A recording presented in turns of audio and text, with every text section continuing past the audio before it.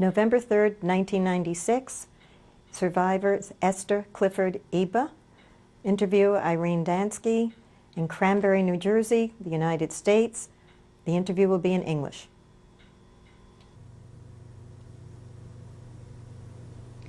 Today is November 3rd, 1996.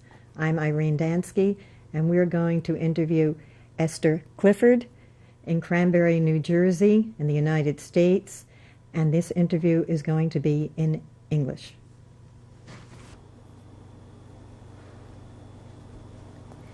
Can you tell us your name, please?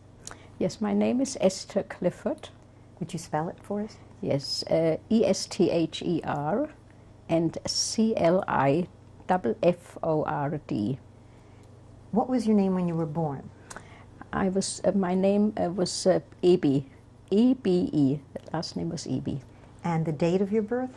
December 5th, 1920. And the place? In Munich. And would you spell it for us? M-U-N-I-C-H. And the country? Germany. Could you tell us your parents' name, please? Yes, my father's name was Abraham Ebe, and my mother's name Zelda. In Germany she was called Sophie. And could you spell her first name and her maiden name for us? Yes, the Zelda was spelled S-E-L-D-A, and her maiden name was Iba, E-I-B-A. And she was born where? She was born in Poland, in Warsaw, Poland. And your father? He was also born in Warsaw, Poland. Okay. Would you tell us a name, one at a time, of your sisters and brother, and spell them? All right. My oldest sister's name is Regina, which is spelled R-E-G-I-N-A, Rosenthal, R-O-S-E-N-T-H-A-L.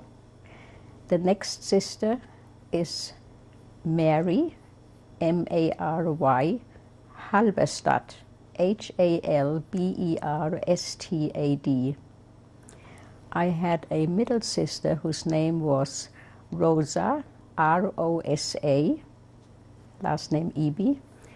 My brother's name was Leo, L-E-O, and my name I told you about. Were you raised in Munich? No, I was raised in Frankfurt. My parents went to Frankfurt to live there, to live in Frankfurt. When did they leave Poland to go to Germany? It was about, they came to Germany before World War I started. It must have been between 1913 and 14. I don't know the exact date. Do you know why they left Poland to go to Germany? Well, we were told that they went to Germany to seek a better life for their children. Germany was known as a country for good education. They had 2 children at the time when they lived in Poland, and they wanted to provide a good education for the 2 children and the ones that were yet to come. And also, Poland was there were always pogroms going on against the Jews. Pogroms. And they just wanted to seek a better life.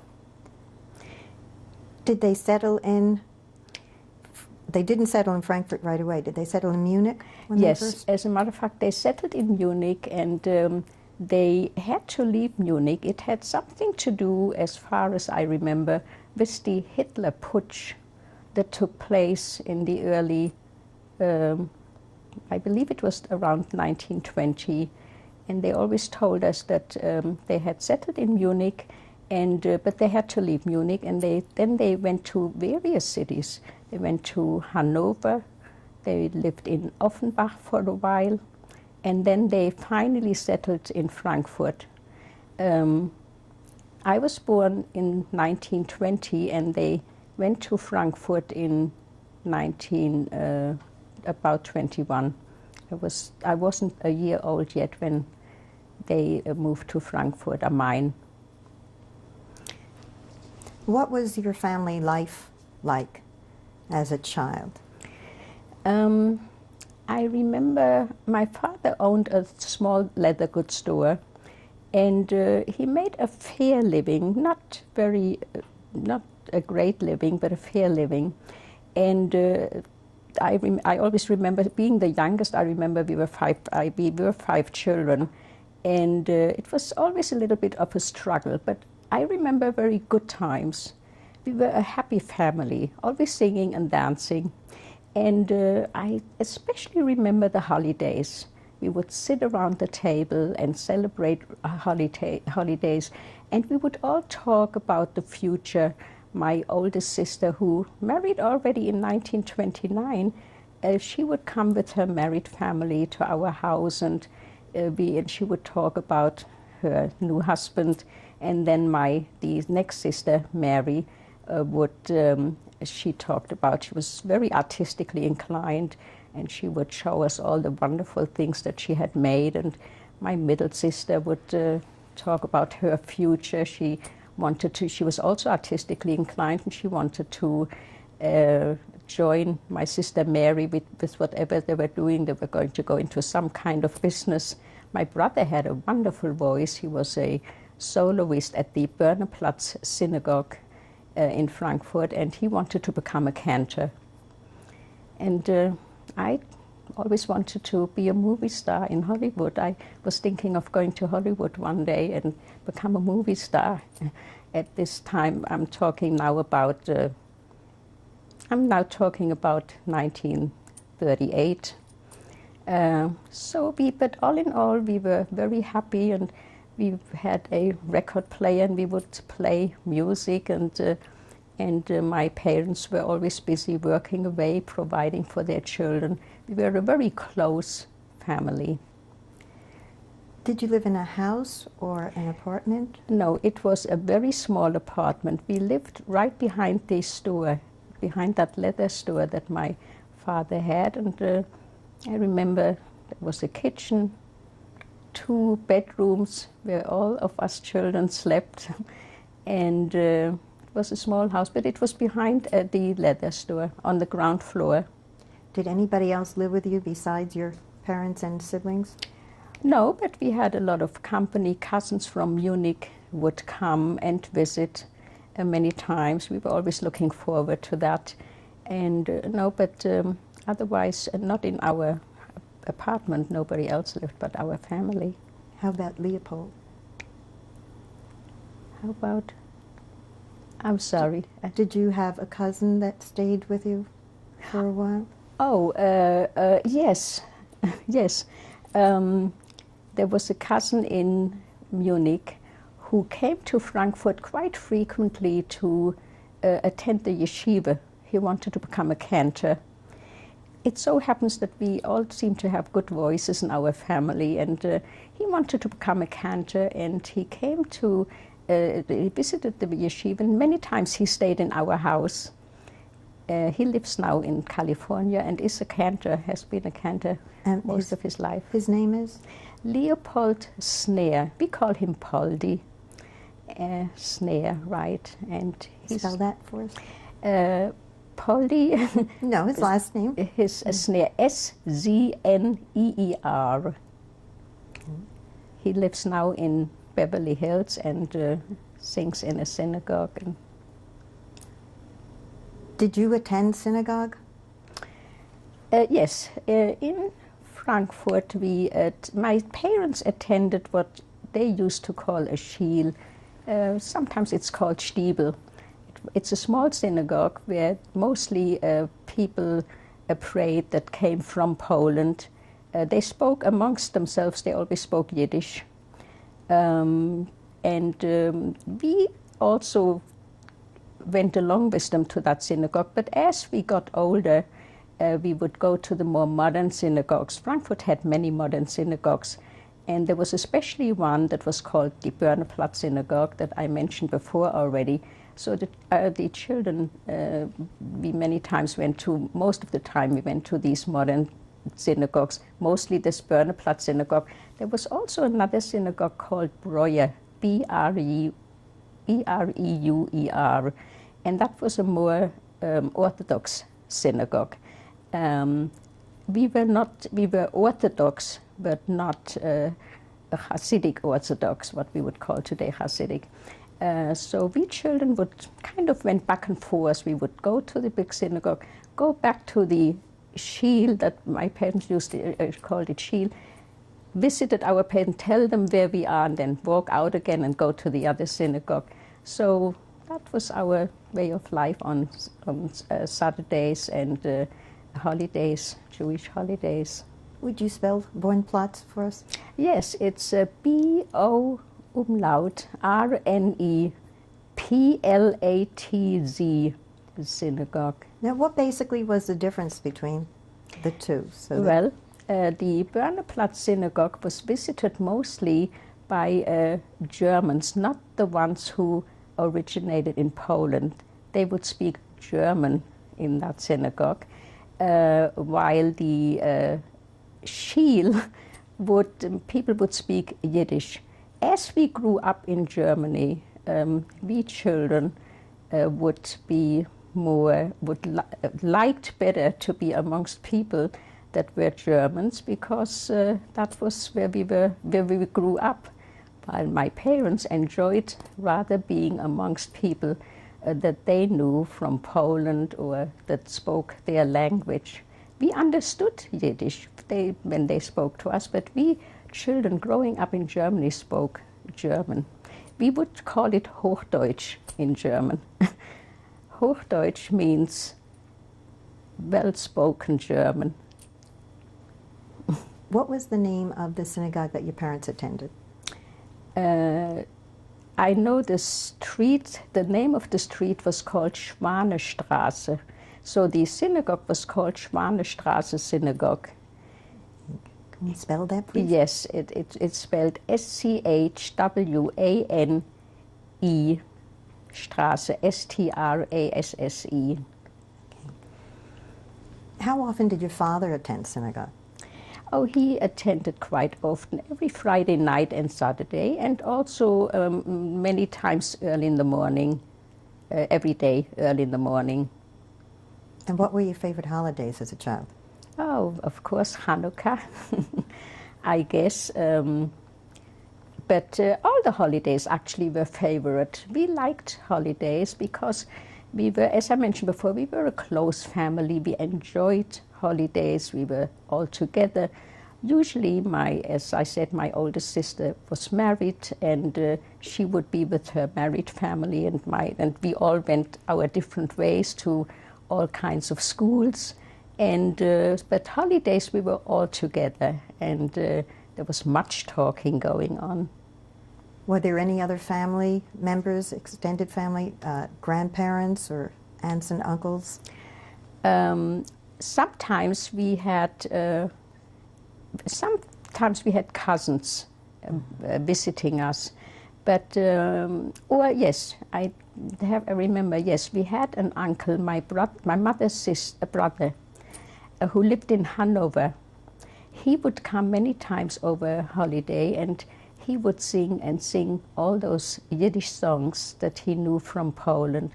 And we were just so fascinated by him singing these songs. We would sing along, and we would laugh. We looked so forward to him coming, because he always came with new songs. And as I mentioned before, we just loved singing and loved hearing him sing. And many times we had various people come to visit, yes, and sometimes we were amongst ourselves. But I always remember a fairly full house. My sisters and brother would bring friends.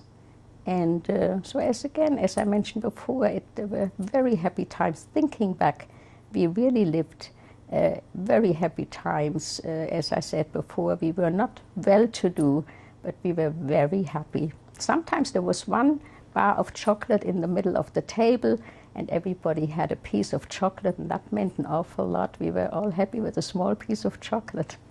Was there anything special about Passover? Passover was a big holiday, yes. I remember my mother would make a certain wine from raisins, a raisin wine. She would call it Rosinen wine in Germany. And we all drank from that, and we enjoyed Passover just like all the other holidays. But there was something special because even today it's very special because we eat matzah instead of bread. What was it like going to school? Well, now we are talking about Hitler came on power in 1933.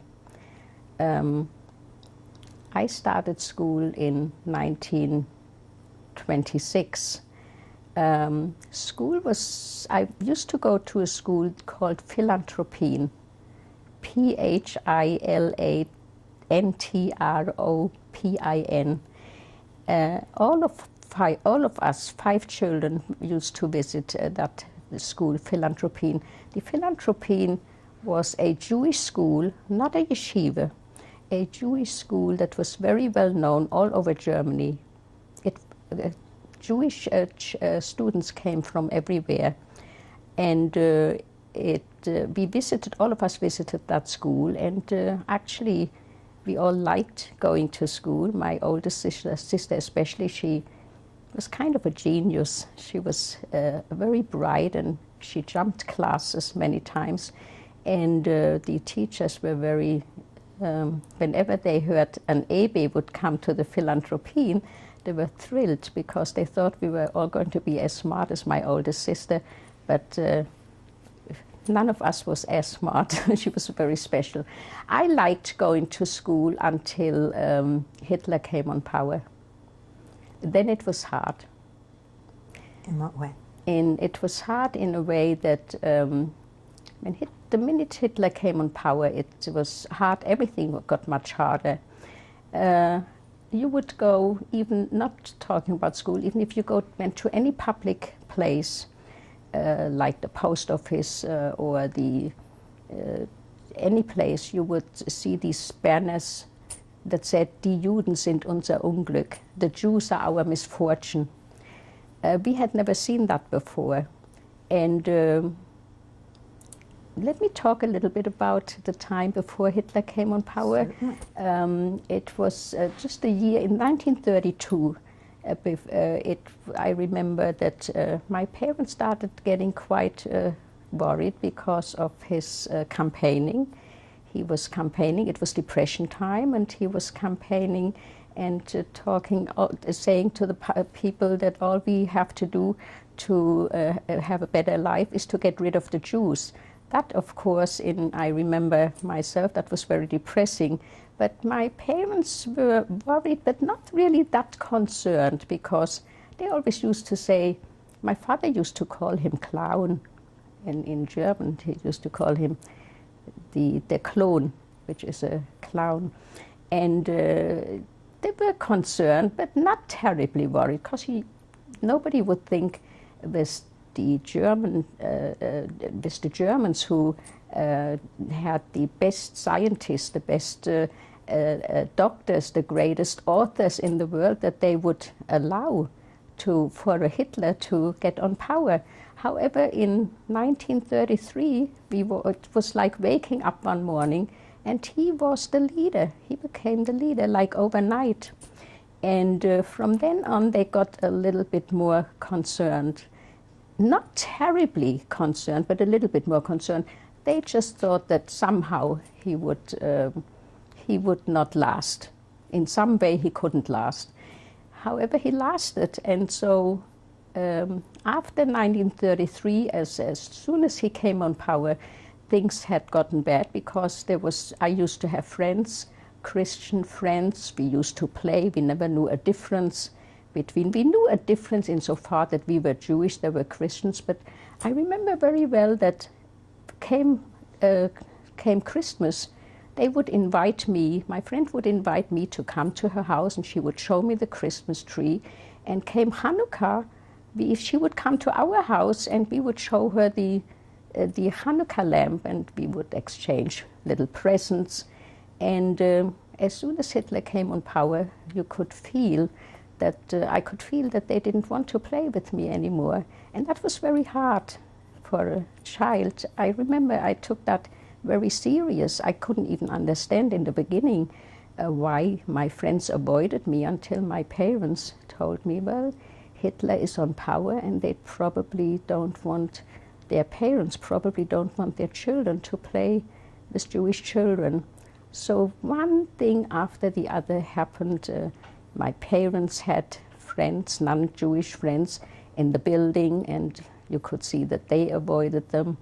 And this is how it started. And then I remember, even back in 1933, the first thing that I really experienced, what the Nazis were up to, was when I went with my mother shopping. And right there, it was getting a little dark, and right in the middle of a shopping area, there was a bonfire, a fire right in the middle of the street, and people came and held books written by Jewish authors, and they were throwing them in that fire, and they had the children with them, and they handed the books to the children, and the children threw the books into that bonfire in the middle of the street. And I remember I was very depressed about that, because not so much the grown-ups threw the books in the fire, but the children. And I even recognized some of them from playing, from not so much school, because I went to a Jewish school, but you learn to, you recognize people, you recognize children especially. And that was the first thing that depressed me. And then, of course, these banners, when you walked into the public places that I mentioned before, was hard to take. And then in time, you heard about things, people were intimidated. A cousin was thrown into some water, and he had to get out of the water. He had a hard time, and he just about made it. That was already back in 1933. And then as the years went by, like in 1934, there was a terrible paper being published. It was called die Stürmerzeitung, stormtrooper newspaper. Everything seemed to be stormtroopers, troopers.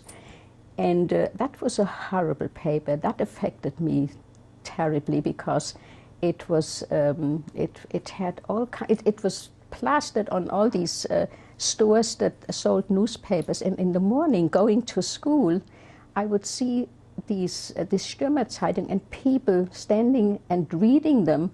And what did they list in this Stürmerzeitung? They had people faces with long noses and saliva running from their mouth, and looking at, of course, typically, they meant Jewish people, because they always wrote about Jewish people with their long noses, and they were looking at little Gentile children, greedily looking at the money that the children had in their hands, like they wanted to steal the money from these children. And they had terrible stories in there, that Jewish doctors trying to inject Gentiles with poisonous medication. They had bankers that would swindle Jews out of their money. And here I was walking to school, and people were actually reading this, and young people, old people, of all ages. And by the time I got to school, I couldn't learn. I wasn't thinking, I wasn't listening to the teacher. I was thinking about that Stürmerzeitung and what they had read in there, because not that I stopped to read it, but somehow, once in a while, we had gotten a hold of it, and my brothers would bring it home, and we would read it just out of interest, what they had to write. So going to school was getting harder and harder, and that was about 33, and then they had, in 1934, I remember, I'm talking about the highlights that come to my mind. Then they had the infamous Hitler Youth. It was a group that Hitler had somehow came up with, this Hitler Jugend, and they were given. This was Depression time. There wasn't much to wear, and this Hitler Jugend, these young boys, were given a beautiful uniform so that they would feel good, similar to how a Boy Scout feels when he gets a new uniform. And these were young people, and they could actually do whatever they wanted with the children.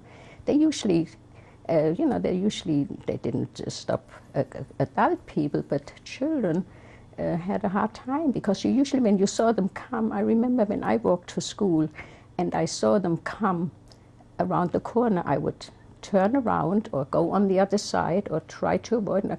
Many times I came to school very late, just trying to avoid these Hitlerjugend. In time, these children would get to know the Jewish children, and they would wait for them. And many times I had to pass another school, a non-Jewish school, and they would stand there waiting for me, and they would throw stones, not just at me, at many of the Jewish children. So I would have to find all kinds of ways to get to school in order to avoid either these Hitlerjugend or the other children in school. And I remember, I think it was 1935, when my brother used to take violin lessons. And one day he wasn't home on time. When somebody wasn't home on time, we always worried, because we always wondered. But nobody wanted to show the other person. We didn't want our parents to worry. Nobody wanted anybody else to worry. And I remember, I remembered everybody looking at the clock, nobody saying much. And then I put on my coat and I went out, and I thought, let me see what happened to him, let me look for him. And he was on the floor with his violin broken in pieces, and the Hitlerjugend were beating him up. It was terrible. And, excuse me. So he made it home, and he had to recover from this incident. It was very hard to take. I also, that particular year, I remember being in a bus coming home from. In time, I took it wasn't a bus; it was a trolley, what would look like today like a trolley car, and they were also pushing me around in that bus. And when I got off the bus at the next stop, I remember thinking, I could not understand, but these were children or young people. They weren't such children anymore, but they were grown-up, adult people on that bus. And I always wondered, that bothered me more than being pushed around by children. Why didn't the adult people tell them anything? Why didn't they do something about it? Why didn't they come to my help? So that is what I remember in those years.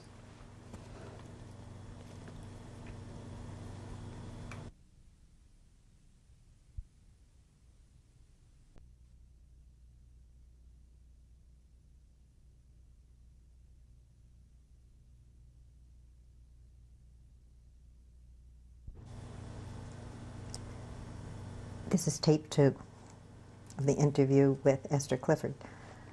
We were talking about some of the things that happened to young people as Hitler came into power. I'd like to take you back for a couple of questions to clarify some of that. The incident where there was a bonfire, a book burning, do you remember when that took place? Oh, that took place very early after Hitler came on power. It was in 1933. Was there a particular time of year? I think it was shortly before Christmas, because I seem to remember Christmas trees and such, children with toys. I think so, but I know it was. It seemed like the first year that Hitler was on power. And the other incident where you had a relative that was tossed into water? Yes, as a matter of fact, he was not a cousin. He was an uncle. I remember calling him Uncle Jakob, which would be a Jacob in English. His name was Jakob, and he lived across from Frankfurt in Sachsenhausen. That was like across from the Main River, and we had heard about it. And he was an uncle on my father's side, and my parents were very upset and visited him, and he was all right later, but it was it was not a very nice incident, something that was very depressing. And when did the stormtrooper paper start to come about? I believe I don't know exactly the year, but it was I don't think it was in 33. I think it may have been 1934. I couldn't say for sure the date, but I seem to remember it must have been about 1934. 26, 36. I must have been about, in 1934, I was 31, about 12, 13 years old. And that's about the time when the newspaper came out. How was it distributed? Oh, I don't remember that. I do remember seeing it, and people bought it in newspaper stores, and it was sometimes it was just lying around in one of these public places, post office. I don't remember exactly how it was distributed, but I remember, you know, whenever I saw it, it was I was ashamed almost to walk on the street. I was always ashamed. I was ashamed to be Jewish. Had you experienced any acts of anti-Semitism before Hitler came into power? There was anti-Semitism, but not in such a way. I really never experienced it it wasn't really that serious. We kind of took it for granted, but really not much. I don't remember that much anti-Semitism when Hitler came on before Hitler came on power. Maybe I felt it a little more because my parents spoke Yiddish, and I was always a little bit ashamed of the fact that they spoke Yiddish. They were looked down a little bit because of that, but I don't know whether it was because of they were Jewish or because of their Yiddish language. I have to say that they also learned to speak German later on, but it was that Yiddish language that made me feel a little bit ashamed. I feel terribly sorry about that now, because in America the Yiddish language is a very respected language, but it wasn't so respected in Germany. What happened with school? Well, as I mentioned before, it wasn't so easy to go to school, and in 1935 my parents decided that, well, there was only my brother and myself at that time visiting school. My brother had left, I don't remember, maybe in 1933 already school, because he needed to take a job. Times were getting bad, and he had to bring in a little money.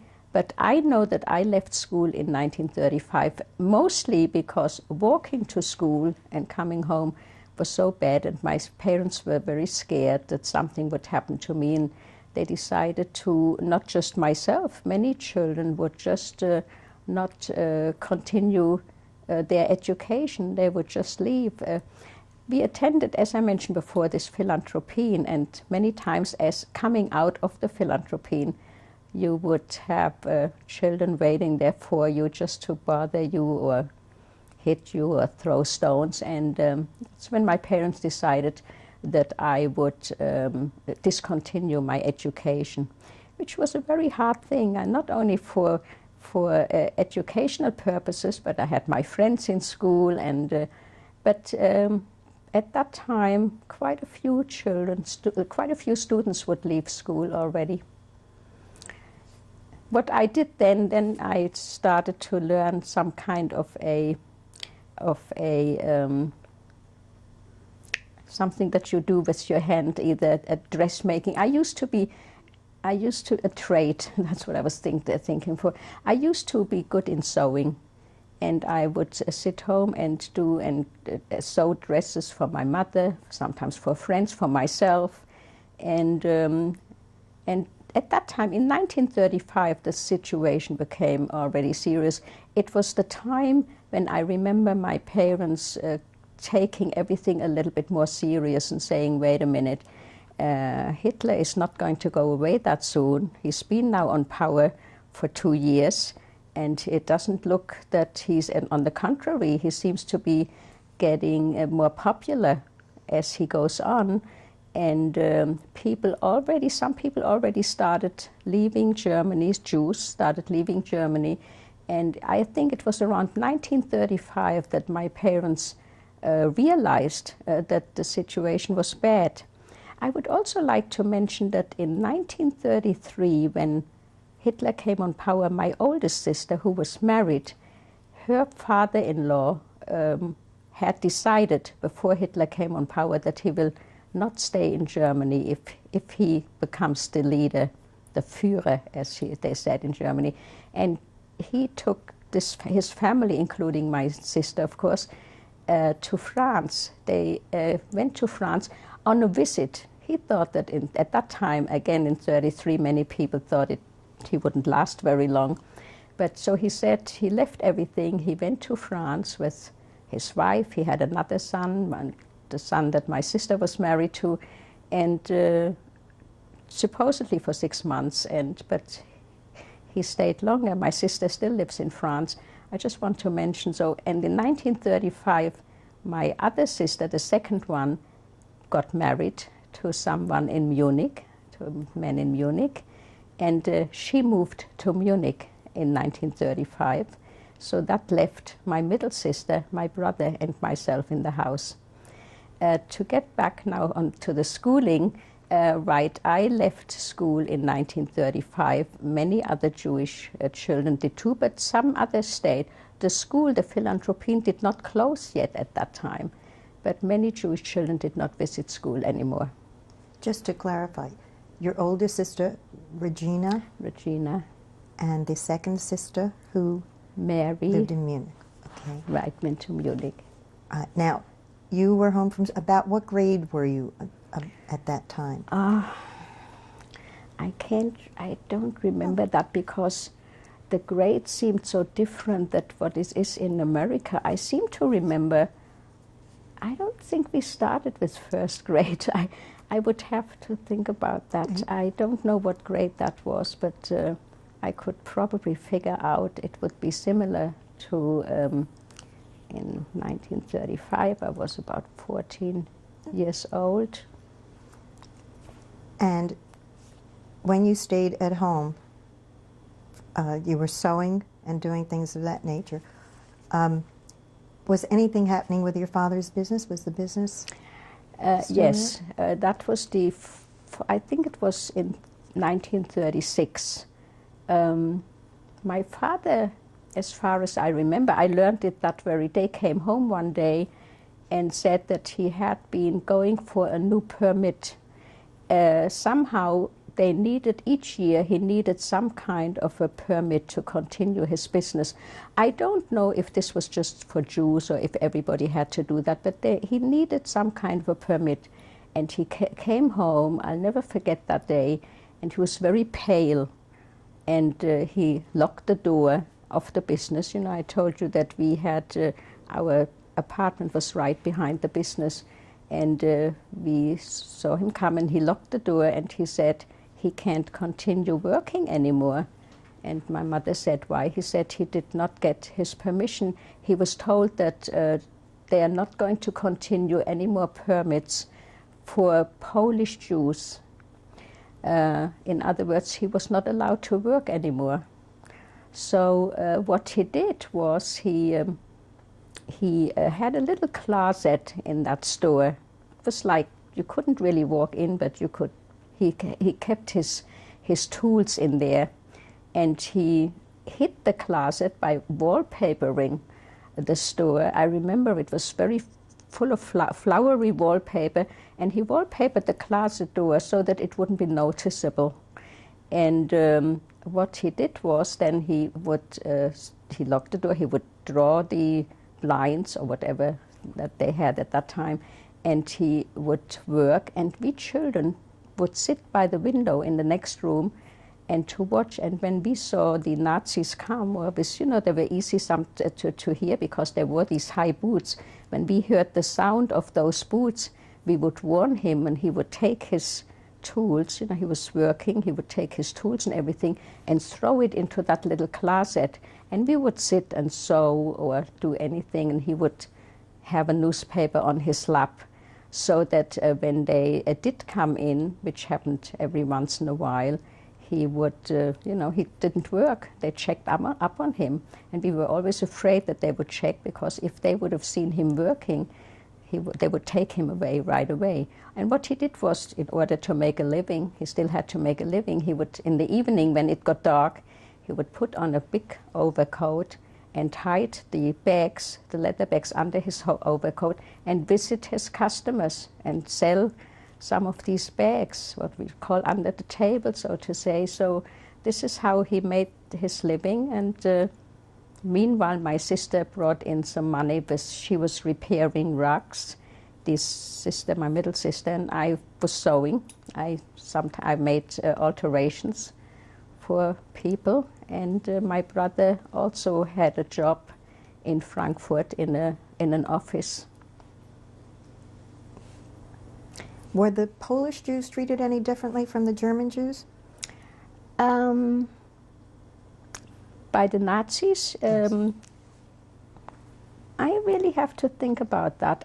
I think so. Yes, I think so, because they were not just Jews. They were Jews that came to Germany, and yes, I would say that they were treated worse than the German Jews. Around that time, later on, everybody was treated the same as a Jew, but I'm talking now about starting with 1933 and all the way up to maybe 1937. And then everybody was treated alike. When your parents started taking the situation more seriously, what did they do about it? How did they deal with it? Well, I remember that they started taking the situation seriously when my father couldn't continue working, because then times got very bad. They had a very hard time. They just didn't have enough money to pay their rent, to pay for food. We all pitched in, but it wasn't enough. And that's when they said that we have to go someplace. And they were always wondering, where can we go? They started going to the American consulate to take out a quota number. That was the first thing, because they did want to go to America. That was their country. They were thinking of going to Palestine. I don't know why they didn't in those times. It seemed very hard, but they were hoping to go to the United States. As a matter of fact, there's a little something happy that I just remember. As I said before, our maiden name was Ibi, and my brother was always kind of, trying to change the situation, to make us laugh. So he always used to say to my mother, Ma, when we go to America, you'll be Mississippi, Mrs. Ibi. And he used to say Mississippi. I remember this right now. That's when we, and she laughed when he said that. But yes, at the time it was getting serious. They were seriously thinking of emigrating, and then they tried. And as a matter of fact, what we did then, my brother once brought home a telephone book from New York. I don't remember, he found it someplace. He came home with this heavy book. We have never seen a telephone book like that in our life. And what we did, we were all sitting around that book and looking for Jewish names. Levi, Horowitz, all the Jewish names, Israel.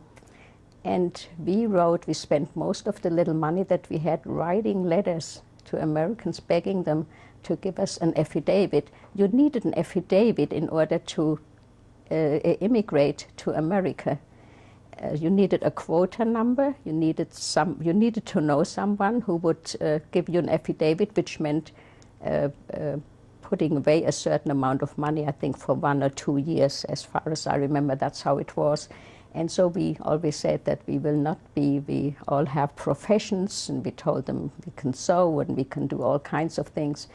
And we begged, and we even enclosed a reply stamp, something like that, so it wouldn't cost them any money. We had a few responses, but no affidavits. So we were really, and this went on into 37.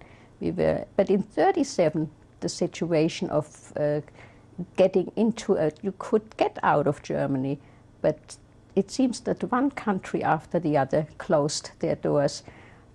Because meanwhile, the Jewish people, many of the Jewish people had gone to other countries, and I guess many of the countries realized that they're getting a lot of Jewish people. And I remember it was very hard to go to any place. I remember my mother saying, I'll go to the jungle if I could just go any place and just live on bread and water. But we just couldn't go any place. We had no place to go to. And I remember, especially in 1937, we tried very hard to go away to any place, whoever would want to take us. We could not get in. We could get out, but we couldn't get in. Were there any changes in the laws that affected you, or further changes in the laws, or anything else that affected the way you were living? Oh, well, in the laws for Jews, there were always changes. There was always something new coming in. Well, the worst change was the fact that he wasn't allowed to work openly. But yes, they had a hard time getting kosher meats. They didn't allow the meat to be koshered. And that reminds me of something else also. I remember being in some kind of a market where my mother bought the chicken. They had live chickens then, and there was this, what they called scheuchet, the person who would kill the chicken. And I remember being there in the market, and somebody came in, a non-Jewish man, big non-Jewish man, and he said, "Your heads will roll like the heads of these chickens roll." I'll never forget that. I remember I couldn't sleep for a long time, and after I heard him say that, and I just came to me as you asked me that. But there were laws. At this point, I don't remember. I remember the not being able to work. We couldn't get the kosher meat, and times were just getting very bad. And then meanwhile, relatives and friends would leave. We already heard people leave, and we were as happy as we were for them. It was like going to the street and you met another Jewish person. You would say, "Where are you going? So do you have anything?" We were always so interested in finding out. And sometimes people said, "I don't know what we are going to do. We tried this country, we tried that country." Or sometimes people would say, "Yes, we are leaving tomorrow for such and such a place." And as happy as we were for these people, we always wished that we would be in their places. That's how we wanted to leave, because by 1937, there were so many bad incidences. A neighbor was picked up. They said that he was giving out communist. He made communist propaganda. He was giving out leaflets to be communist, and they picked him up. Whether it was true or not, I don't know. But he disappeared. People disappeared. And you didn't know where to, and we were afraid that they would come for us also. What kind of preparations did you make in case you were able to leave the country? Mainly we were all making sure that we learned a trade. My parents said, you can't be just a dressmaker, you've got to be a good dressmaker. And they said the same thing to the others. My brother, you can't be just an office person. You've got to do something that you can do in another country. You've got to learn something that will enable you to make money in another country. And at that time there were only 3 of us in the house, as I mentioned before. So that was the main thing. And these were actually the preparations that they made. They were always concerned with just trying to get out and making sure that they weren't so concerned about. My father was able to do most anything. Being in the leather bag business, he also said that he'll go as a shoemaker. He'll sew shoes. He was able to do that. He was able to do many things. He said he can be a painter. He can, be a wallpaper hanger. So that was the biggest concern, not just in our house, with everybody. Everybody was trying to, there were doctors and dentists who suddenly became shoe solers, and they learned it was a trade you had to learn in anticipation of getting into another country, because nobody spoke the language. Very few people spoke the language of whatever country you intended to go to. And that was on our mind, just getting out. And I'm talking now about 1937. By that time, everybody wanted to get out. Okay. Were you still able to attend synagogue at that point? To attend? Synagogue? Yes. Synagogue we always attended. Yes, we always attended synagogue. Yes. We would go to the synagogue, even if it was a little hard, sometimes going out. They would call us Jew. That this dirty Jew, we got so used to it that we hardly heard it. Hey, dirty Jew, you went to the synagogue. We heard that.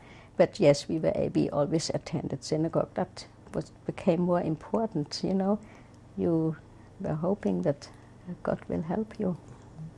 What happened next to your family? Well, actually, next came in 1938.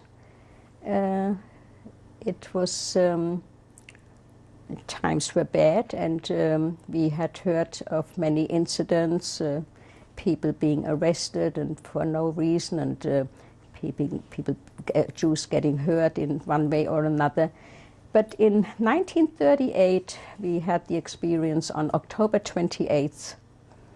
There were 5 of us in the house, my parents, and as I mentioned before, and the 3, and my sister, brother, and myself. And that day, on October 28th, at 5 o'clock in the morning, 5 SS men knocked on the door very heavily, pushed open the door, and came in and shouted, "Get dressed. You're being deported. Just get out." They didn't even say you're being deported. Get dressed and get out of here. And I remember my parents, what for? And then they said, "You're going to be deported." And said, "Just get dressed. We give you 5 minutes." And we all got dressed, and my mother tried to make some tea, something warm. It was cold and a rainy day. And we were ready in a few minutes, and they said, "Nothing, my mother, can we take something with us?" No, not a thing. We couldn't take anything with us. And we walked out. It was a rainy day, and there was a big truck outside with men, women, and children. And we got into that truck, and they took us. They picked up more people, more Jewish people. I remember my mother couldn't get the steps up quick enough, and he pushed her up, and she hurt her leg. And they took us to a prison, and they pushed us into a prison cell, and we stayed there all day. They kept on pushing more and more and more people into that cell until we hardly could breathe anymore. And that was early in the morning, and then in the evening they let us get out, and we had to get into a truck, that infamous truck. I remember, high truck. You had to climb up these high steps to the truck, and they took us to the railway station, the Frankfurter Bahnhof. And there were many other people there, and we had to get, and there was a train. We had to get into the train. And only then did we find out. I don't remember. I seem to remember that only then did we find out that we are going to be deported to Poland. That's what I remember. I don't know, maybe the rest of my family knew. But I remember it was at that railway station that I learned we're going to be deported to Poland. How did you find out? Oh, maybe from other Jews. I don't remember. I know that I thought, where are they deporting us? Where are we going? all these people, were these all Jews, all Polish These Jews? were only Polish Jews. This was a Polish Jewish deportation. It was I believe it was one of the first deportations that took place. I don't remember that Jews were deported in such masses until that time. Maybe they were, but not that I know of. And this was the first deportation was only Jews. And we had to get into the train, and then there was a train ride that seemed like forever, and we had nothing to eat or drink. We had eaten the last time on Thursday evening, the night before we were picked up, and then we had been all day long in that prison, in that cell, and then we were in that train. There was no food and no water, and we all took turns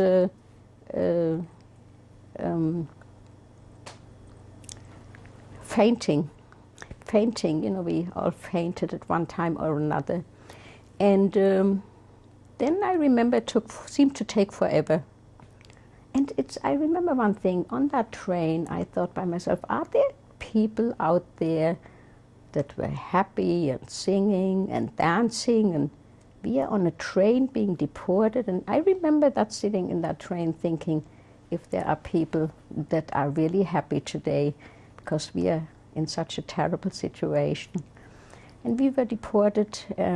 It took quite a while, and then the train stopped many times, but at one stop they said they ordered everybody out. And and then there came all kinds of orders. The SS men with the rifle, they and then they said in one row, they put like 6 or 7 people, 5 to 7 people in one row, one behind the other. I would think there were about 1,500 people. I seem to remember about 1,500, not remember, but it seems to me now looking back that there were about 1,500 people, so we were all like 6 abreast, one behind the other, holding hands very tightly. No one wanted to get lost from the family. And then they ordered march, and we marched, and the SS men were walking next to us with their goose steps and with the rifles pointing at us at all times. And everybody was marching. We were marching and marching for quite a while. And then there came a time when they ordered us to do what? When they shouted that there will be the last German, what do you call that? German, I need a little time to think now. We're going to stop now. Can I do that? And yes. Thank you.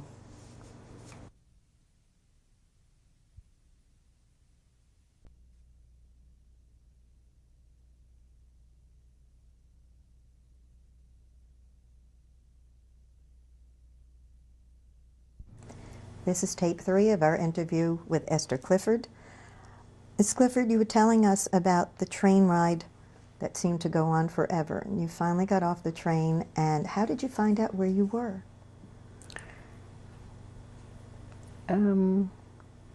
It probably said Beuthen. This was a town named Beuthen, Beuthen. It was by the Polish border. Okay. Had you come on, what kind of trains had you come on? That's what I'm trying. It was not the type of train that later people were deported later on. It was a regular train, yes. Okay. And you were saying that they had you marching when you got to Beuthen and Yes. began to give orders. What kind of orders were they giving? Oh, they were ordering turn left, turn right, march slow, quick, stop. There were all kinds of orders. Hold up your hands, show your identification paper. There always seems to be some kind of an order that we were watching what they are going to say next.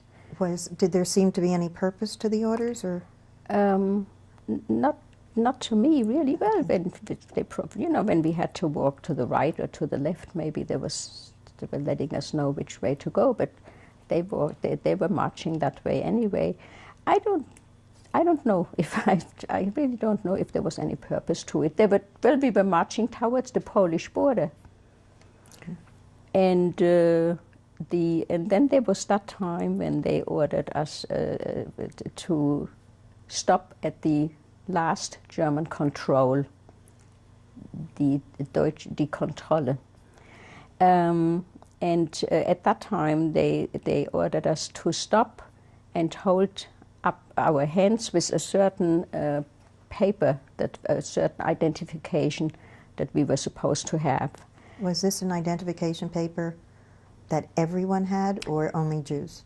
Only, well, in this case, only Polish Jews. Every Jew had to have some kind of an identification paper, not just one, many. And but the Polish Jews had, some of them had passports, some of them just had papers, no passport, just identification papers. These identification papers, by the way, listed not only the first name and the last name, but the men had to use the name Israel and the women had to use Sarah. That was the middle name given by the Nazis for every Jewish person by that time. So I remember my mother, on my mother's paper, she had Zelda, Sarah, Ebe, and my father had Abraham, Israel, Ebe. That was his name, and every Jew had to have that middle name. We were now stopping, and I was on my father's identification paper because I was not yet 18 or a certain age that you had to be. And I was tired, I was hungry, I was thirsty, and I think because I'm trying to remember why I did not hold up my hands when I was ordered to do so, either because I did not have the paper or because for some reason I did not. And the next thing I remember is that there was a stormtrooper. These stormtroopers were helping the SS with certain things, and he pointed the rifle at us and said, "Get out." And my parents said, "Why?" And just to me, I have to get out of line. And my parents said, "Why?" And he said, "Because you didn't hold up your hands, you didn't hold up your arms." And they tried to explain that I was on my father's identification paper, but he just wouldn't listen. And then he lifted his rifle again, and it looked like he was going to hit us all. And because my family was holding onto my hand, being the youngest especially, holding my hands very tightly. And as he lifted his rifle, I didn't want to get anybody hurt, so I pulled myself loose with all my might. And I remember my mother crying, said, "No, stay here." And she begged with this, was a very young stormtrooper, to let me stay with them. And here, I'll show you. I remember my mother said, "I'll show you the paper. I'll show you." She's my husband's identification paper. And she was tired. She was trying to, and nothing. And then he ordered me to run to the wall, to go to the wall, face the wall. There was a wall about a few feet away from that line of the deported Jews. And I was not the only one. There were many others who were pulled out of line for some reason or another at that wall, facing the wall. As I looked further, I saw young mothers with tiny newborn babies. They probably couldn't raise their hands. They had maybe, on one hand they had a baby, on the other hand they had diapers and bottles or whatever. And so there were about maybe 50 other people pulled out of that line, facing the wall.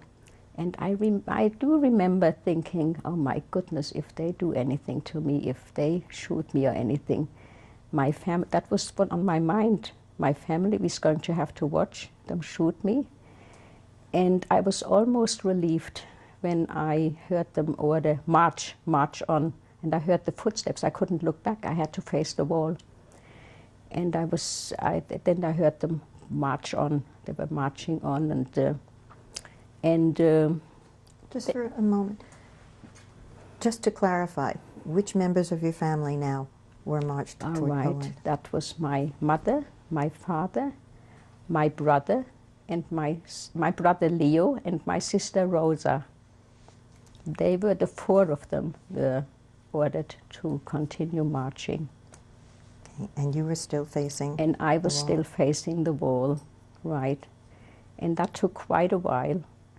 And now I heard the steps behind me getting, further away and further away. After a while, I could hear them, march, and you could hear that they were getting not so noisy anymore. And then they ordered us to turn around, and they put us on one of these infamous trucks again. Those, when I say us, those about 50 people that had to face the wall, and we had to get up on the truck. And as I was standing high up on the truck, I could see from very far the last people of these deported people marching away. And I was looking to see if I recognize my family. And of course, I couldn't. And the trucks brought us to a synagogue that was converted into a prison in anticipation of all the deportations that were yet to come. This was only 1938, and this was just a deportation of Polish Jews. And we were in that synagogue, and we were let out onto this yard outside the synagogue, and the Jewish people from Beuthen came over and gave us food. These were German Jewish people who were not deported, only Polish people were deported. And we were young, and young people would bring us food and so on. And it was, I don't know when, whether it was how many days, or was it 1 day, was it 4 days, I don't remember that. But I do remember when some of the young people, and meanwhile you make friends with other girls your age. I made some friends, and then they said, why don't the gate is open, just get out, and we have 2 cars waiting, we'll take you to the train. And we did, he was right, the gate was open, and the 5 of us raced out. They pushed us into the car. They took us to the railway station. But I learned later that the other people that were in that synagogue were also released only a few hours later. What I learned was that the other people, so many other Polish Jewish people were supposed to be taken over to Poland, but they were sent back because Poland at that time decided that they're not going to let any more Jews in. They only let in the first group of Jews, and my parents, we were amongst the very first. I think after our deportation, the people that were on that first train got through to the Polish border. After that, they closed the border. And the other many Polish Jews that were also deported were just sent back. They were just let go because they didn't know what to do with them. And they were let go. But my parents, my sister and brother, somehow went through the order to go through. We had no idea where they went to. And now I got on that train, I went back to Frankfurt. Were these young men the young Jewish men from Beuthen that helped you to escape? Did you ever know who they were, really? No, I never really, I kind of, in my heart, I blessed them. But as I said, if I had waited a little bit longer, I would have gotten out anyway, because all the others were sent home. As they sent back the other Polish Jews that they deported, they opened up the synagogue and let everybody else also. They just let them go, and they could do whatever they want. Of course, most of them went back where they were deported from. And what did you do when you got back to Frankfurt? When I got back to Frankfurt, the first thing I did is, I had forgotten to mention that I had, before I was deported, I worked in a store I learned to make hats, to become a milliner, to make hats. And I was there about a year, maybe not quite a year, and I liked it very much. I figured this way I will be able to do dressmaking, and I'll be able to make hats when I emigrate. That was the only thing we had on our mind. There was nothing else on our mind, you know, to get out of Germany and then make a life for yourself and to work. And when I returned, the boss that I worked for, and her name was Mrs. Friedman, I remember that. She had a millinery store, a head store in the main street of Frankfurt called Zeil, Z-E-I-L. I went to the store, and she embraced me. She didn't know what to do with me because she couldn't understand why I didn't come to work until she learned that the Polish Jews were deported. And then she figured out that I must have been there also. So she was the first person I went to see. And how did she help you? She gave me shelter. She let me stay in her house for a few days. And I didn't go to work because at that time, I was too exhausted and also I was afraid because I was supposed to be over in Poland or someplace. I wasn't supposed to be home. I didn't know whether I didn't know at the time that other Polish Jews were coming back, were sent back. You see, you didn't know what was going on. It wasn't that there was television or anything like that. So I was very much afraid, and I was hiding first in her house, and then the next thing I went back to where we lived. I think it was right. I think it was before I even went to see her. I have to concentrate now. Who did I see first? I don't really quite. I think first I went to the house before I went to this Mrs. Friedman. And when I went to the house, the apartment was sealed.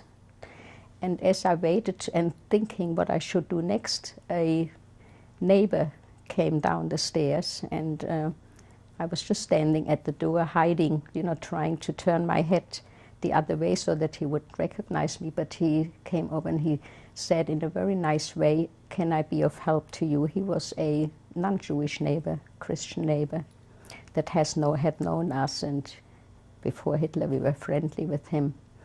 I said to him, "I just came back and I would like to get into this apartment, but it is sealed." And he said he'll help me. He has the key. And he must have heard me come or something and tried the door. He broke the seal and he gave me a key, and he said I should go in but be very quiet, and so that the other neighbors wouldn't hear me in there, and try not to turn on any lights. And I said I had no money. I had nothing on me, not even 1 penny. I had no bag, nothing. And he said that if I wanted to sell him something, he'll give me some money. And I sold him some items that I saw stand. I let him look around and asked him what he wanted.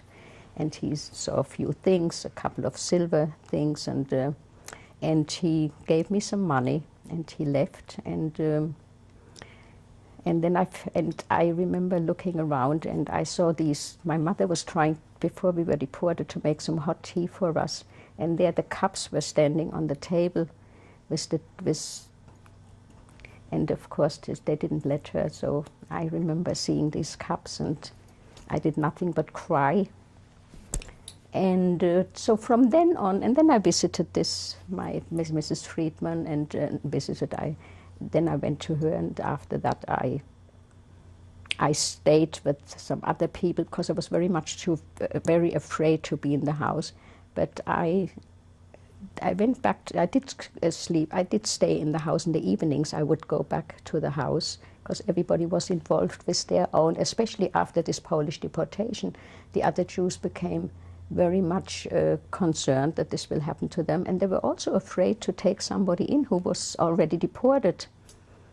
And I kind of fell asleep, like in a coma, in the house. And after that, I remember I woke up one night, and there was a lot of noise like the breaking of glass. And I looked out, I looked through the blinds, and I saw that there were people throwing stones through the windows that I knew that the Jewish people lived there. And they were throwing stones through all the windows, bricks and all kinds of things through those windows. And I realized that they're breaking all the windows of the Jews. And that is what became the infamous Kristallnacht, Crystal Night. The first thing, I was hiding under the bed. And I realized I have to make my own decisions now. I have nobody anymore to tell me what to do next. It was almost my parents who told us what to do. And I decided, I looked again through the window, and I decided that they're going to come, and through this window also. So I dressed myself warm, and I ran out of the house. I was afraid. I was always afraid to stay in the house since I was deported.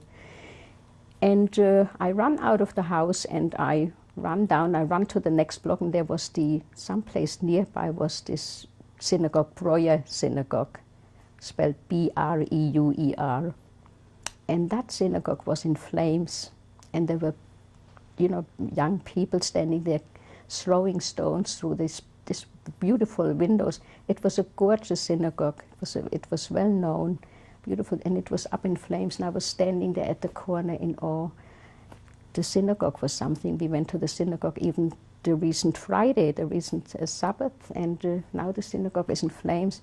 I couldn't get over that, but I realized very quickly that I can't push my luck, and I kept on running. I thought this was just taking place in our street, and I just kept on running and running at any place just to get away from this chaos. And then I realized that they were still throwing bricks in many other windows, and I went to this main street where we had the store. And all the windows were broken, and they had Jude written in big letters, Jude. And I ran back again. I didn't know where to run. I always thought that there must be a place where they didn't throw these. But wherever I ran, they were throwing bricks, and at the same time they had these infamous trucks standing and bringing out men from houses, pulling them out, and like by their neck. There was one in each hand, these SS men, and young boys too. They looked young, but it was only men. I didn't see any women or children at that time. And as I was running, I was out of breath, and there was in Frankfurt, they had to have a street where they have on one side trees and benches, and on the other side they have these houses, with well-to-do people living there. And I was so out of breath, I sat down on a bench, thinking, what should I do? Where am I going to go now? I wasn't going to go back to the house. I figured I couldn't go back to the house, and I thought, what am I going to do now? Where am I going to go? And I was in a specifically bad situation because I didn't even know whether I was supposed to be back here. Wasn't I supposed to be in that synagogue or over in Poland? And I sat on the bench, and I remember looking at these nice houses above. The sky was red from all the fires, from all the synagogues that were burning. And I saw opposite in the house, the windows were broken. There was a woman walking back and forth with a little child on her shoulder. And it was dark, but you could see her trying to kind of put that baby to sleep. Then I was looking down on the bench where I was sitting. In big letter it said, Juden verboten. Jews are not permitted to sit here. And I thought, well, I can't push my luck, and I have to get up. Somebody is going to find me on that bench. And I kept on running. But while sitting on the bench, I had a little money from the things I thought. I decided to run to the railway station, because my second sister, Mary, was still in Munich. And I thought, I'll go to Munich, because this way I'll go away from here.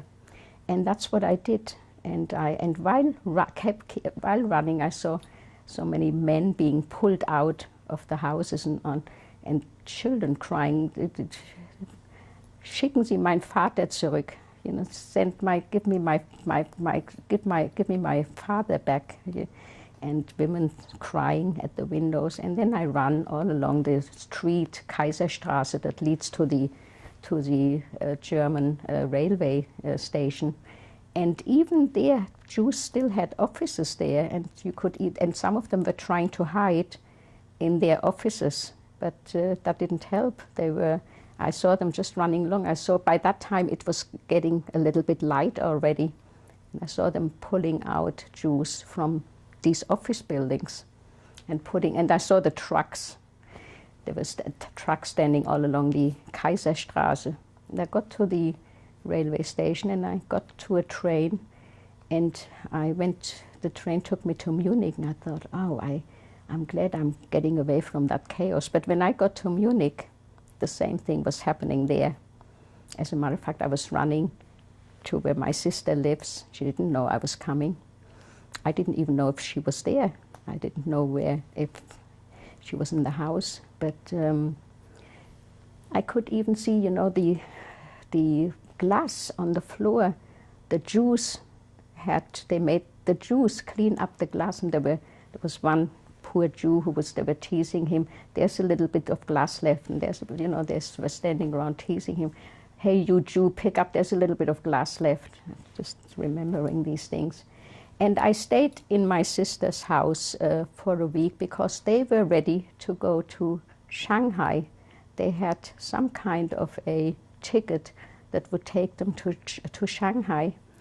And they were packing and getting ready, and I realized that I didn't know Munich. I didn't know how to hide there. I didn't know, so I decided after a week, I couldn't stay much longer there anyway. They only had 2 tickets for her and her husband. And I went back to Frankfurt. What was your sister and brother-in-law's name then? This was my sister Mary, and her husband's name was Arthur. And the last name? Arthur Halberstadt. What happened when you went back to Frankfurt? When I went back to Frankfurt, I went back to the apartment and decided to pack some things. I didn't know what for, but I was thinking, I had so many things in my mind, I was thinking maybe I'll pack and go to Poland and find my parents. And so we had a crate in the house. We always had a crate because we were always ready to leave, and I packed as much as I could into that crate. And I had it picked up by some kind of a company that was very close, and they picked it up. I said, leave it there until I tell you what to do with it. But there wasn't much. I packed just a few things. And from then on, then you heard people being picked up and taken into prison and being deported, and there was all kinds of things. And I was just hiding wherever I could. I remembered my mother had a friend that I would go to her house one night. Sometimes I would hide. I would sit up on the attic on the last floor because I was always afraid. I could go to the house just a little while longer, because one day a policeman came to the house. I was just in there, and I thought, this is the end. And he said that I have to come to the police. But he didn't take me with him. He said, I have to come to the police. And I thought, I didn't think that, I really thought this is it. But when I came to police, he said, you have to sign your apartment. You have to sign that you're giving away your apartment to the Sozialdemokraten, to the parties, Social Democrat, to the, not Sozialdemokraten, what were they called? To the Nazis, whatever they were called. And I remember that he got up and he said softly to me, he said, you don't have to if you don't want to. And he walked out. And I was sitting there wondering if I could trust him. And then I thought, but what am I going to do with this apartment? I have to go away. I have to go someplace. And what am I going? So I was afraid. I didn't know, and I signed the apartment away, so to say. And from then on, I stayed with a friend that I had. I had a very good friend. Her name was Hertha Hahn. And she had a smaller brother, and her parents, they lived, and he had been deported to Buchenwald on Kristallnacht, and they said, and he came back somehow. He came back because he was anticipating a visa to go to England, and he said I could stay with them, and I stayed with them. Now, about when is this? About what month was this? This was now. This was now, I would say, January of 39. Okay. This was the beginning of 1939. And would you spell the family's name for us? Yes, the last name was Hahn, H-A-H-N, and my friend's name was Hertha, H-E-R-T-H-A. And they were still in Frankfurt? They were still in Frankfurt, right, and they had their apartment, which was also, they also broke the glass on Kristallnacht, but he was able to, he put wood shutters there or something, and they were in that apartment. And waiting for they were waiting visa to England? Exactly. They were waiting for some kind of a family visa that was promised to them by some relatives that they had in London. And meanwhile, I tried to get out, and Were there any agencies or anybody that could help you at that point? Yeah, there was a Jewish agency called Kultusgemeinde. And many of these people in the Gemeinde, the Jewish people, had left already, and there were few people left who would help others if they needed help. What did Kultusgemeinde mean? A cultural organization. In earlier years, they were something similar to a Jewish Y in America. They had all kinds. They had performances and they had exhibitions.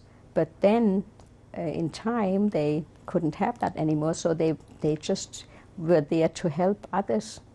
Okay. To help them in every way they could, to help them get out and find them a country to go to. Okay. When we do the next tape, we'll find out if they were able to help you with anything. All right.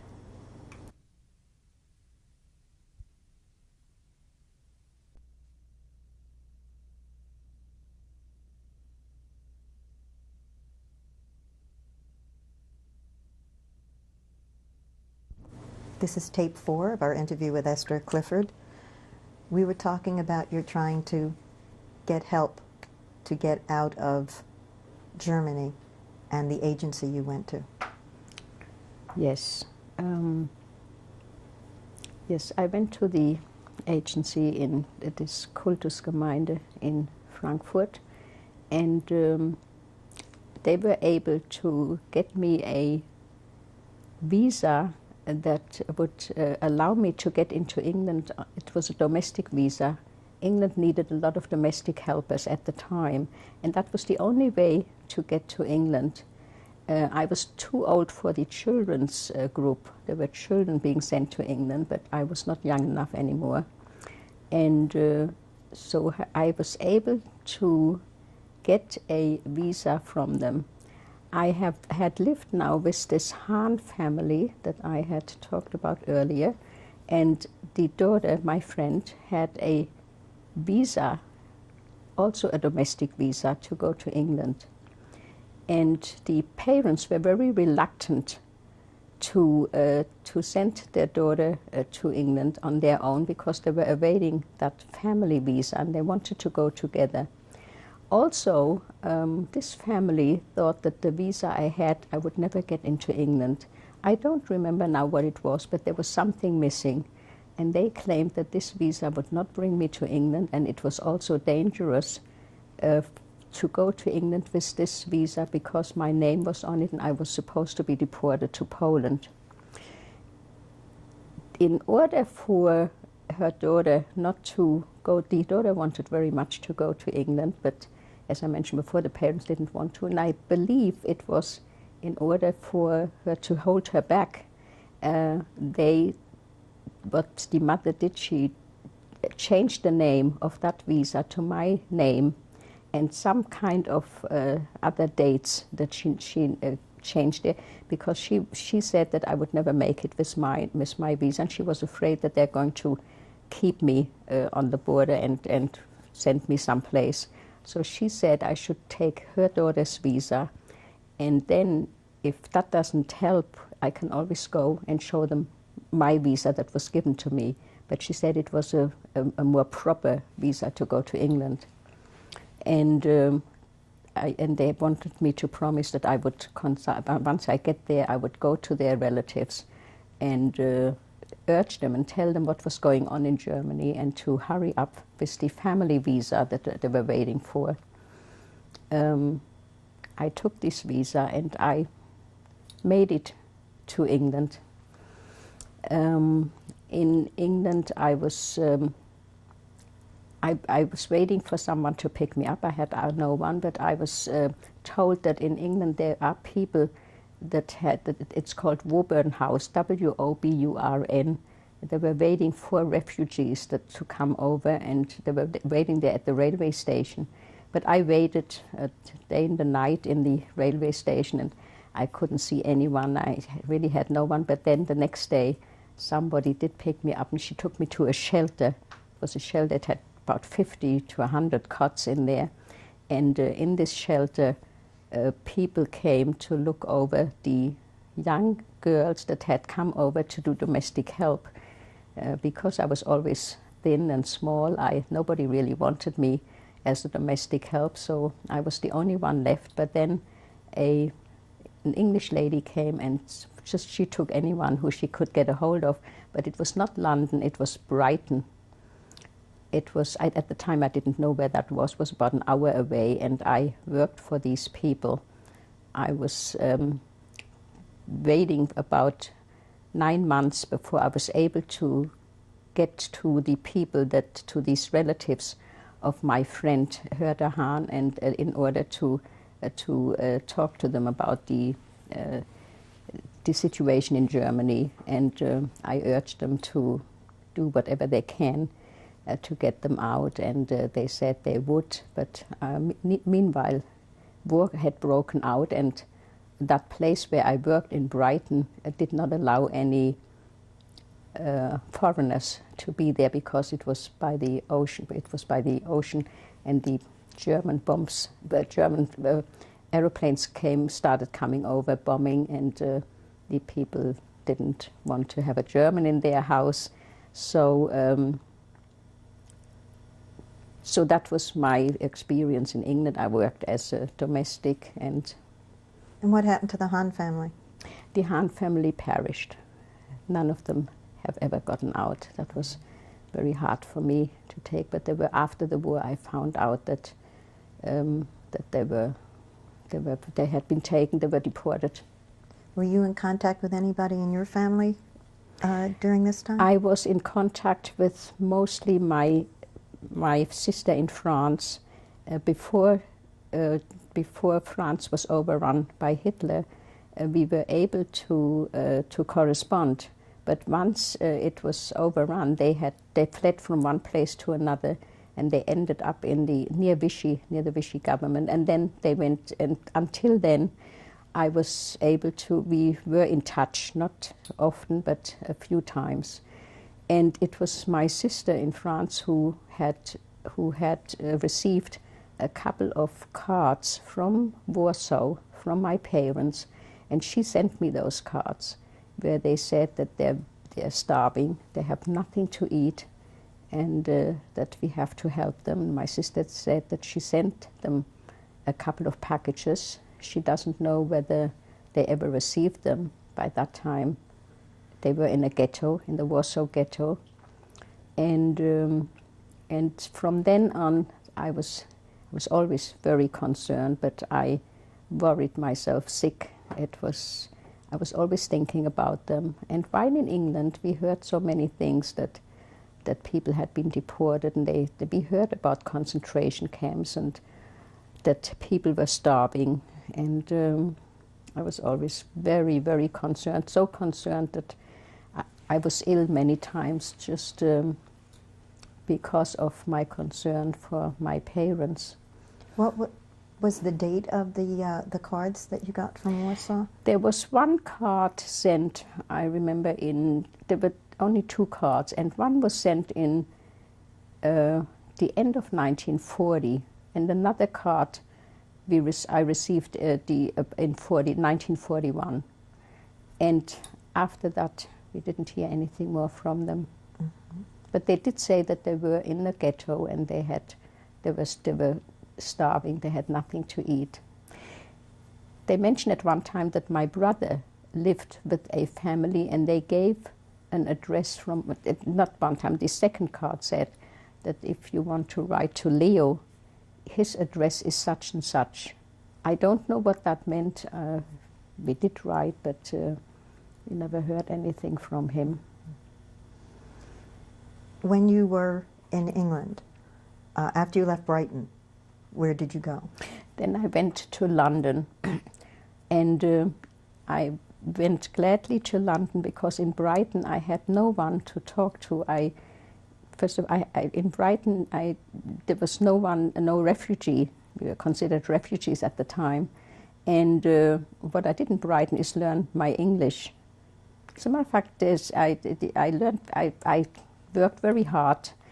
These people made me work very hard, and I would wear a little apron and such. And I always kept a little book in my pocket of my apron and I wanted to learn English. And whenever I heard a word that I didn't know, I would write it down. And then at night in bed, I had a flashlight. I would, under the blankets, I would study my English because I wasn't allowed to have any light. These people were not the very nicest people, but that's how I learned my English. Then I went to London, and in London I was able to meet other people in the same situation, all worried about their loved ones, and they didn't know whether they were deported or what happened to them. Many just said they didn't get any mail from them, from Germany, and we heard in England, we heard many times that people were deported, and we always heard that they're letting them starve, they're starving. And that drove me out of my mind, thinking that they're starving. I didn't know how to help them. I had no money myself, and I didn't know how to help them. And since we didn't hear anything more from them, we didn't know where to reach them. And how did you meet your husband? In 1942, my husband had gone to England on some kind of a visa. He was not allowed to work, but when war broke out, he was given a choice of joining the army or being interned, and he right away didn't have to think. He joined the army because he wanted to fight against the Germans. And he was in the army, and I met him as a soldier, a British soldier. My husband comes from Germany, from Berlin. He's German also. He had a brother who died only a few years ago, but both his parents were also deported to Riga. And I met him there. We got married. We had nothing, no money, no nothing, but we had a license, and we went to a synagogue that was completely bombed out. And we were there for 10 minutes. All I had was a little black dress. We had no party or anything, but we got married and in the synagogue and by a rabbi. And what was your husband's name? My husband's his birth name. Right. My husband's name is Rudy, and his name when we got married was Klichewski, Klecczeewski. His parents had come from Lodz. They were also Polish Jews living in Berlin. They had come from Lodz. And his father was a tailor. His mother's name was Hedwig. Her maiden name was Fleischmann. Fleischmann.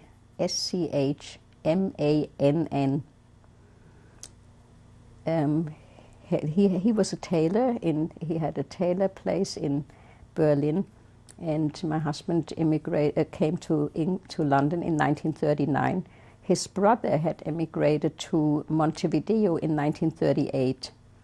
He had only about 10 years ago or so, he came to Israel, and he died just about 4 years ago in Israel. Did your husband have a trade when he came to England? He learned to be a trotter in Germany. He loved horses, and he became a trotter. He learned that profession, and his father thought that maybe he always heard about racing in America. Everybody was thinking of America. Not everybody was able to get into America, but that was the wish for everybody, to get to America. That was the country everybody wanted to go to. So his father thought that he heard so much about horse racing, and he thought it would be a good profession for him, and he did learn it, and he became a trotter, but he couldn't do anything with it here in America. What did he work as here? Oh, he worked mostly as cook, because in the army he cooked. He was a cook. He became a cook, and then he took up that profession. He was mostly a cook. Mm-hmm. How did you find out after the war about your family, how everybody had fared? Yes, when the war was over, as soon as the war was over, we had contact again. We contacted my sister in France and my sister in Shanghai. We started a correspondence, and my sister in France wanted first for me to come over to her. My sister in France and her husband and son, and also her husband's parents, were all hiding. And they were hiding in, a priest was hiding them in his house, a priest that they had befriended.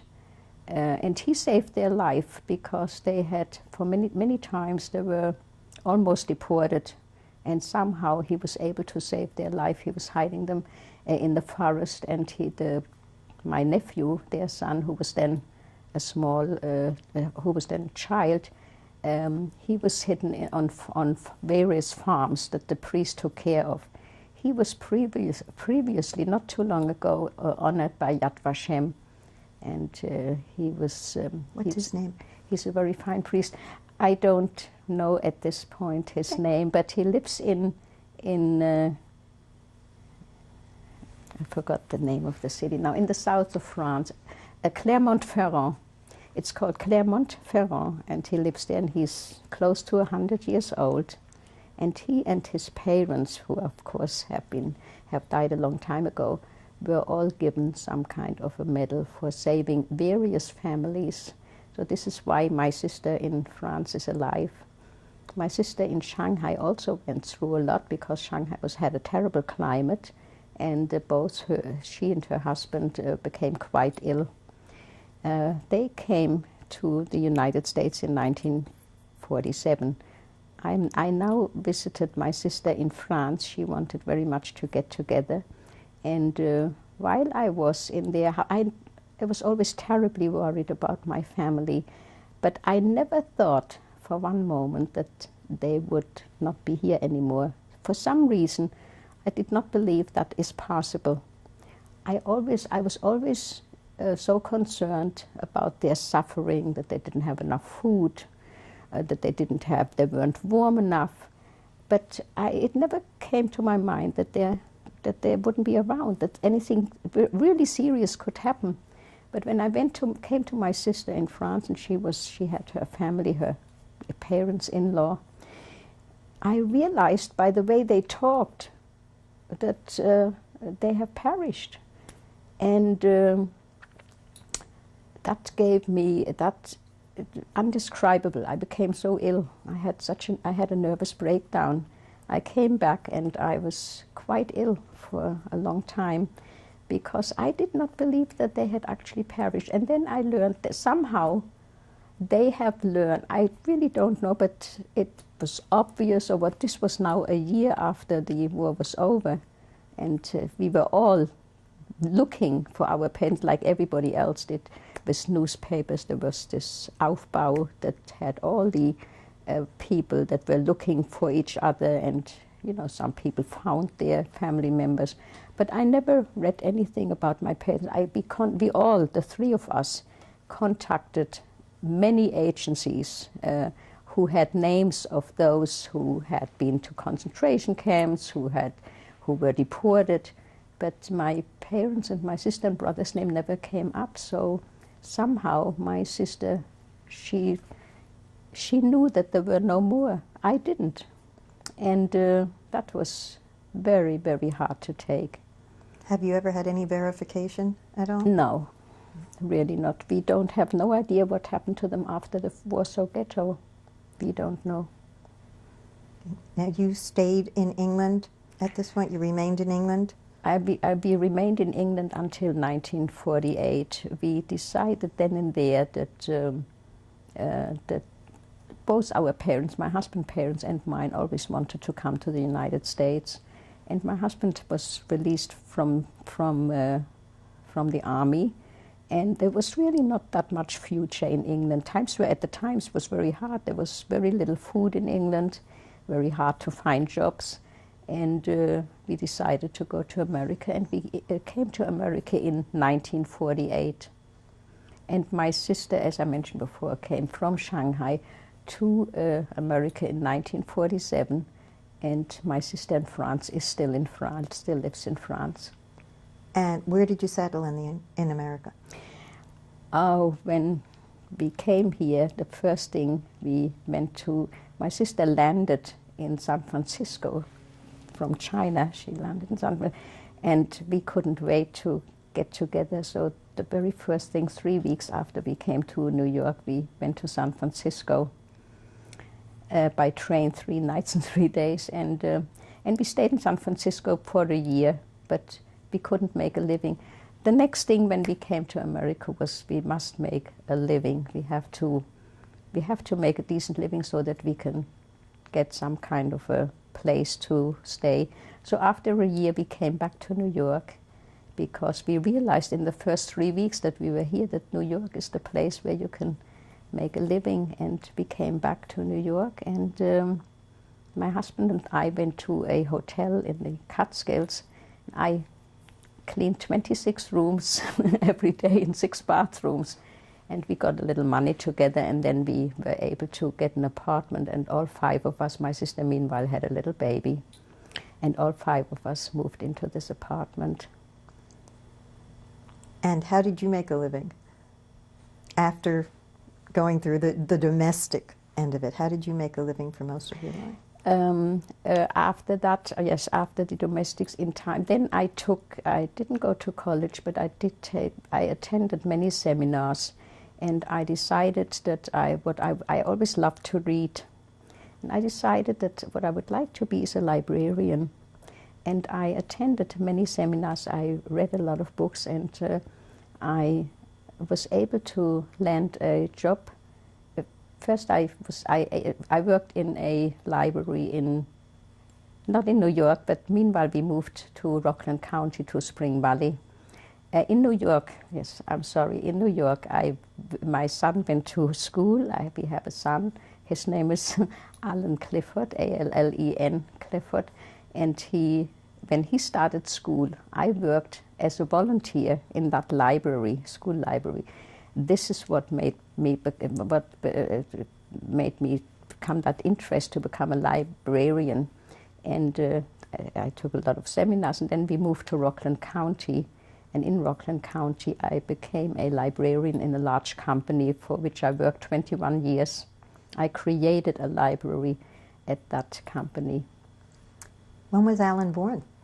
Alan was born in 1957, and he is now married. His wife's name is Ellen, and her maiden name is Menachem. And they have 2 children, of course, darling children. My granddaughter, her name is Lauren, L-A-U-R-E-N, and she's now 9 years old. And my grandson is Justin, and he's 7. What are the things that you have done that you are most proud of?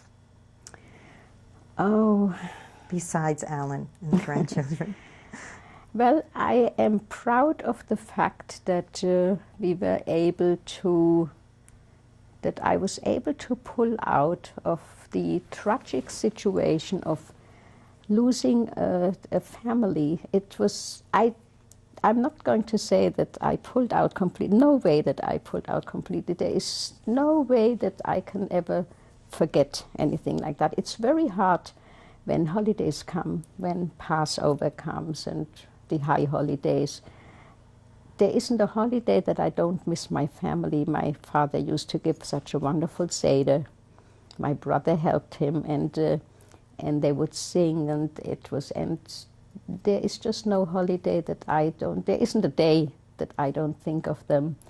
But I am proud of the fact that I was able to pull through. I have helped a lot of people along the way.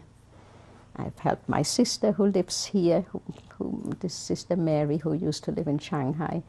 I have my sister who is in France, is now quite elderly, and we have helped her come over here many times. And I've helped a lot of people along the way, and I think I'm proud of that. I belong to organizations such as other Holocaust centers, and I helped other survivors survive like I did. And we do a lot for other people. We belong to the Meals on Wheels. We belong to various organizations. We go every once in a while. We bring the meals to people who can't get out. And I am very active with other Holocaust centers. Is there some message or some closing statement you would like to make for people to remember? Well, I think the closing statement that I would like to make is that I learned in life that there is nothing more important. No money, nothing will replace a family. A family member is everything, is the happiest thing that you can have. And if I can be given anything at all, if somebody would ask me, what is it that you want? Anything that would make me happy. And I would only say family. And I would always urge those people that have family to appreciate it, to appreciate one another and not hate. This is one thing that I want everybody to know, this hatred that goes on amongst people, amongst religions, amongst... I don't understand why people hate. If you have family, you have children, you have parents, you have grandparents, it's such a wonderful thing to have family. It is, nothing can replace a family. And I kind of hope and pray that nothing like this will ever happen, because this was all out of hatred. The question I always ask, why did you hate me? To kill my family, most of my family. And I haven't gotten the answer to that yet. Thank you. Thank you.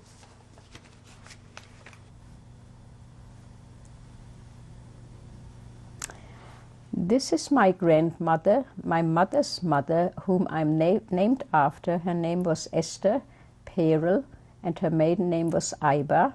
And this picture was taken in Poland in the late 1800s.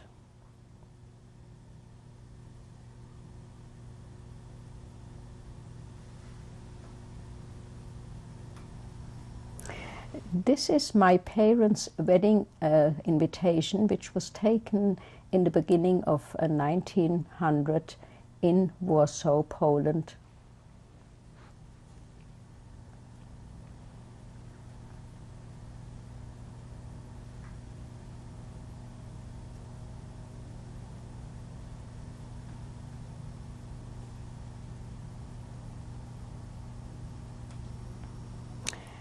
This is a picture of my parents, the store that my father owned. It was taken in Frankfurt around 1923 or 24.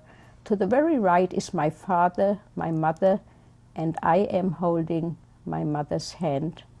To the left is, in front, is my sister Mary. Behind her, my sister Regina.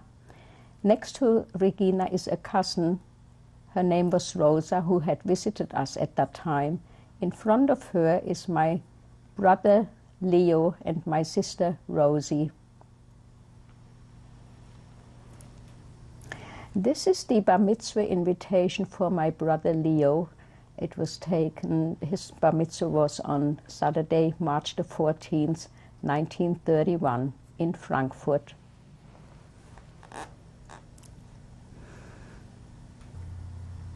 These are the people who perished in my immediate family.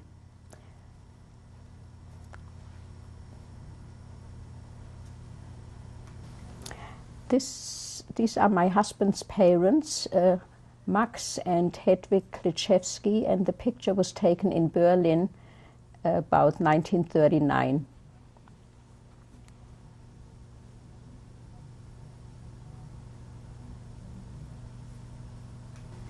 These are my parents, Abraham and Zelda Ebe, and this picture was taken in Frankfurt shortly before they were deported in 1938.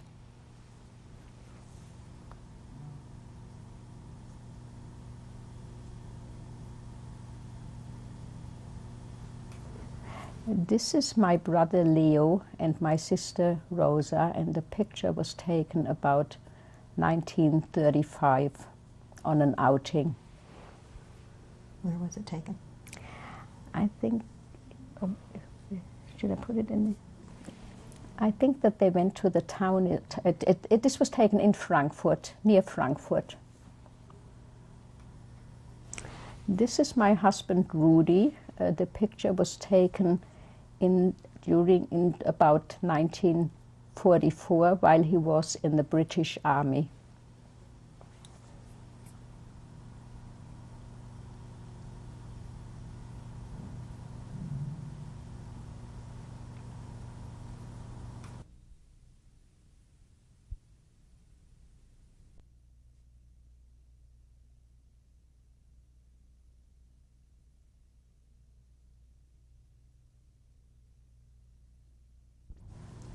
This is tape 5 of the interview with Esther Clifford.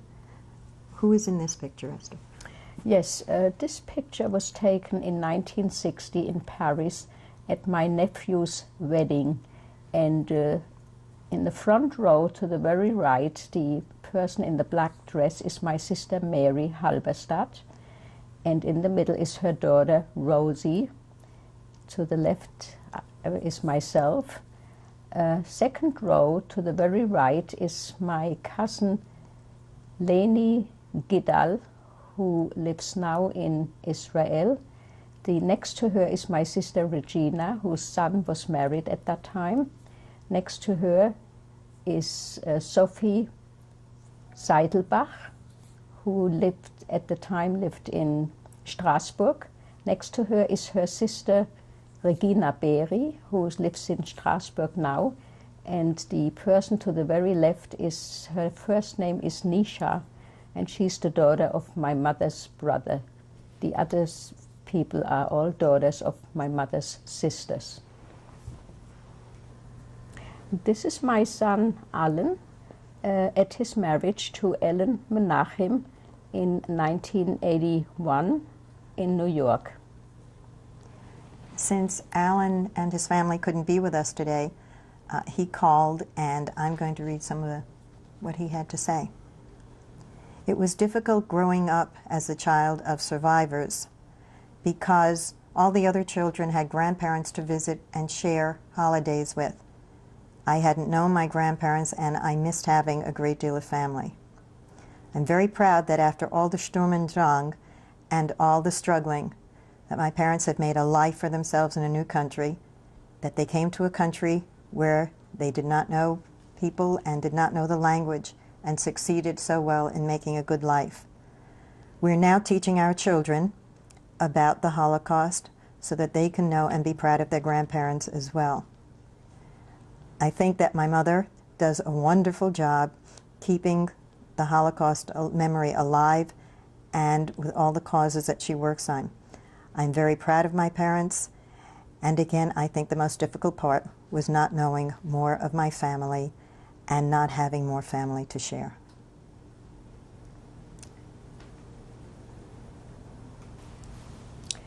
This is my granddaughter Lauren, who was born in February of 1987 in New Jersey. When was this picture taken? The picture was taken in 1993.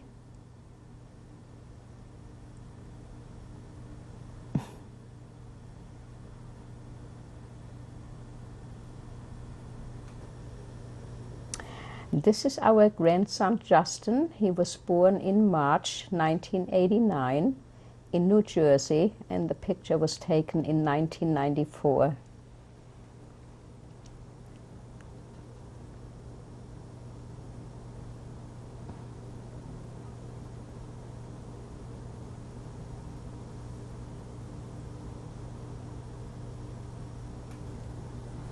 This is my husband Rudy and myself, and the picture was taken in 1993.